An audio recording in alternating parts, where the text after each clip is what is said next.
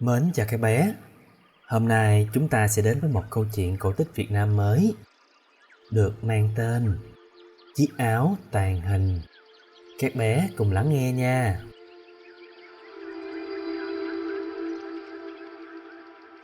Ngày xưa, ở vùng Cao Bằng, có một chàng trẻ tuổi, nay đây mày đó, làm nghề chài lưới, tên là Triều. Gia sản của anh không có gì ngoài bộ đồ nghề, nhưng tính anh vốn hay thương người. Mỗi lần đánh được nhiều cá, anh thường đổi lấy gạo đem chu cấp cho những người túng thiếu mà anh gặp. Vì vậy, người nghèo khổ trong vùng ai cũng mến anh. Ở Cao Bằng có một thời gian, Triều lại dời sang đánh cá ở vùng Thái Nguyên. Ở đây, anh lại cứu giúp được mọi người không tiếc sức. Một hôm, anh không được mẻ cá nào, nhưng lúc về dọc đường, anh bỗng thấy một ông cụ đang nằm run rẩy dưới gốc cây. Động lòng thương, anh cởi ngay chiếc áo đang mặc đắp vào người ông cụ. Bẵng đi một dạo, một hôm anh đang buông chài giữa sông, bỗng nghe trên núi cao có tiếng đàn văng vẳng. Anh dừng lại nghe một cách say sưa. Qua ngày hôm sau, anh lại được nghe tiếng đàn trên núi như hôm qua. Hôm sau nữa, cũng từ trên ngọn núi cũ, tiếng đàn quen thuộc lại bay đến tai anh. Lấy làm lạ, anh vội thu xếp đồ nghề của mình, rồi tìm đường trèo lên núi, quyết tìm cho ra được người gãy đàn. Lần theo tiếng đàn, anh vạch cỏ rẽ lao, tiến bước. Cuối cùng, đến một bãi rộng, anh thấy một cụ già đang ngồi trên phiến đá. Ông cụ mải mê gãy đàn, không biết có người đến gần. Triều nhận ra khuôn mặt cụ già này rất giống với ông cụ nằm ở gốc cây hôm nọ. Chờ cho bản đàn dứt hẳn, anh đến trước mặt hỏi: "Thưa cụ là ai mà ngồi đánh đàn ở đây?" Ông cụ ngước mắt nhìn anh chàng một cách âu yếm, rồi chỉ vào một phiến đá trước mặt, bảo: Ta ngồi đợi con đây. Con trèo núi có mệt lắm không? Con hãy ngồi xuống đây nghỉ một tí. Triều đỡ chén nước ở tay ông cụ, đã nghe ông cụ hỏi: Con có nhớ ta không? "Có." Triều mới đáp ngay: "Cụ có phải là người nằm ở gốc cây đa đầu làng hôm nọ không?" Đúng rồi. Ông cụ mới trả lời: Hôm nọ, con đành chịu mình trần để nhường áo cho ta. Tấm lòng này thật là ít có. Nay ta muốn đền cho con một chiếc áo khác. Nói xong, ông cụ cởi chiếc áo đang mặc quàng vào mình Triều rồi biến mất. Từ ngày được áo của tiên cho, Triều mới biết đấy không phải là chiếc áo thường, mà là một bảo vật. Nó có phép làm cho người ta tàn hình. Mỗi lần mặc áo, không một ai nhận ra là có anh ở trước mặt. Triều mừng quá. Từ đấy, anh đi chu du khắp nơi. Anh thường mặc áo rồi tìm đến nhà bọn giàu có, đường hoàng đi vào tận buồng của chúng, lấy gạo tiền cho những người nghèo. Anh kín đáo trị tội những kẻ bất lương và ác. Có những người vì quá cơ cực đang nằm lả bên vệ đường mà thở than, thì bỗng thấy có những quan tiền trước mặt. Có những tên quan đang nọc người ra đánh giữa công đường, thì chính hắn bỗng bị quất vào lưng đá quăng lên. Nhưng ngoảnh lại thì vẫn không hề tìm thấy ai.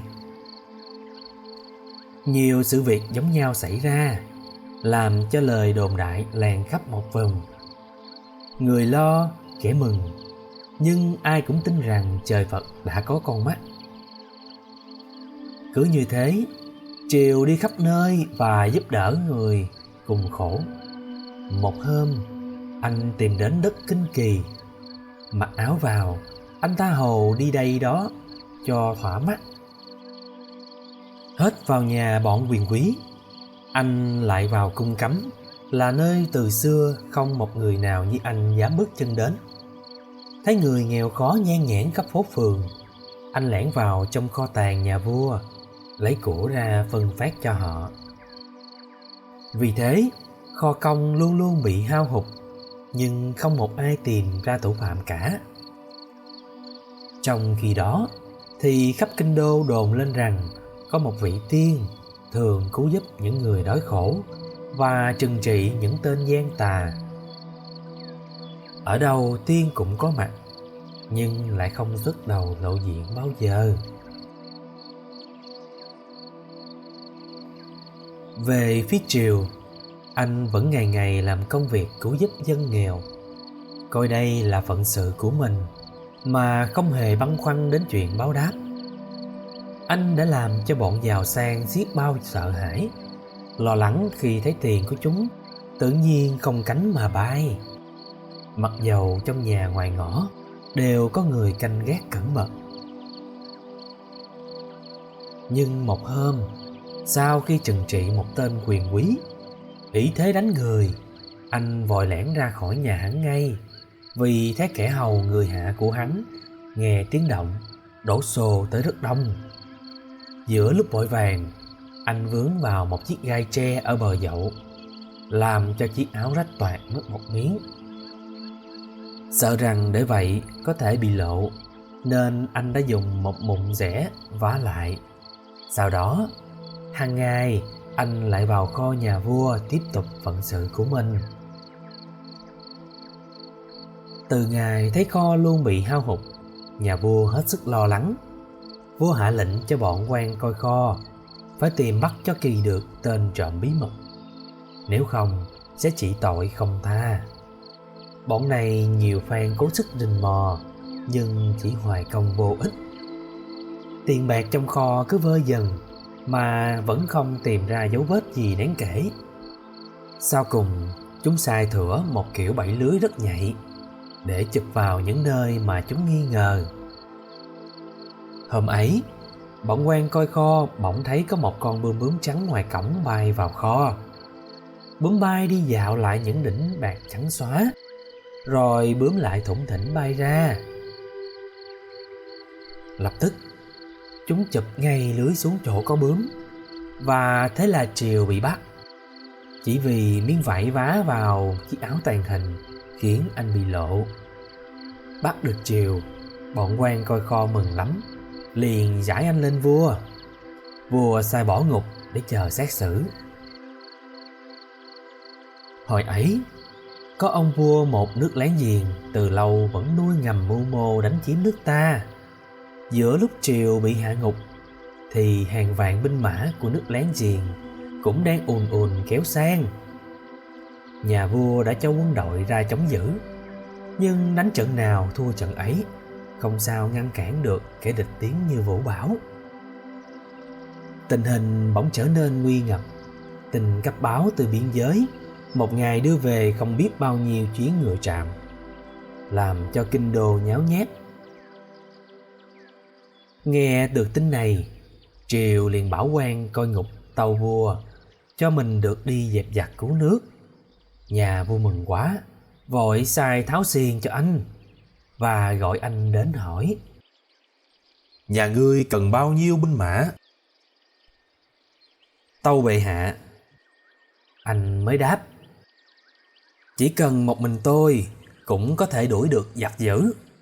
Chỉ xin bệ hạ cho tôi một thanh gươm. Vua liền cưỡi gươm của mình trao cho Triều và phong anh là hậu quốc tướng quân. Vua còn ra lệnh cho quân đội phải tuân lệnh của anh. Trước ngày lên đường, những người nghèo khổ nghe tin anh được tha và phong tướng đi đánh giặc đều tìm đến cảm ơn và tình nguyện đi theo. Triều cho sắp xếp thành đội ngũ và cùng kéo nhau lên đường. Lúc đến vùng quân giặc đang chiếm đóng, Triều mặc ngay chiếc áo tàng hình vào người, đi thẳng vào trại giặc. Chỉ một lát sau, anh chém chết tên chỉ huy toán quân tiên phong. Bọn giặc mất tướng, như rắn không đầu, bỏ chạy toán loạn.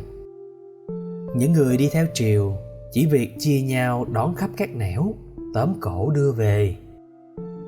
Đến những trại khác của giặc, Triều cũng làm như vậy. Không bao lâu, cả đội tiên phong tinh nhuệ của giặc bị tiêu diệt và bị bắt sống, không sót một tên. Các đội quân khác còn lại kinh hoàng, cho là bên phía Đại Việt có vị thần thiên trợ chiến, nên bao nhiêu tướng tài của mình đều bị chém đầu. Thấy quân sĩ ngã lòng, tên vua láng giềng đành hạ lệnh rút lui.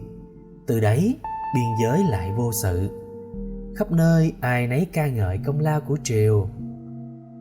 Lúc Triều kéo quân khải hoàn, vua khen ngợi anh hết lời. Vua phong cho anh làm quan đại thần, các đất đai huyện cho anh ăn lộc, lại gả con gái cho anh làm vợ. Từ đấy người ta quen gọi anh là quan Triều. Ngày nay ở Cao Bằng có đền thờ quan Triều. Và câu chuyện cổ tích về chiếc áo tàng hình của chúng ta đến đây là hết rồi. Xin chào tạm biệt và hẹn gặp lại các bé nha.